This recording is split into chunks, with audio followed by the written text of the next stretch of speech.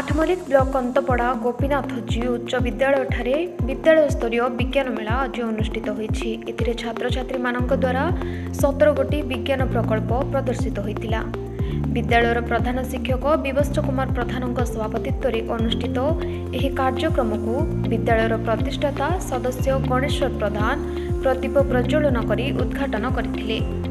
सम्मानित अतिथि भावे आलुमिनी सभापति प्रवीण कुमार प्रधान, विद्यालय परिचालना कमिटी सभापति भीमसेन प्रधान जोग देथिबा बेले शिक्षक प्रियरंजन विशाल अतिथि परिचय प्रदान करथिले। विचारपति भावे राधाकृष्ण उच्च विद्यालय तापोढोल विज्ञान शिक्षक किशोर चंद्र साहू जोग देथिले। विद्यालयर खेल शिक्षक वीरेन कुमार प्रधान धन्यवाद अर्पण करथिले। एही विज्ञान मेला को स्थानीय प्राथमिक और उच्च प्राथमिक विद्यालयर छात्र छात्री तथा कंतपड़ा ग्रामवासी बुली देखिथिले। एही कार्यक्रम रे शिक्षक प्रसन्न कुमार रणा और विद्यालय कर्मचारी माने सहयोग करथिले। आठमल्लिकरू गोविंद चंद्र नायकों रिपोर्ट, आगामी टीवी।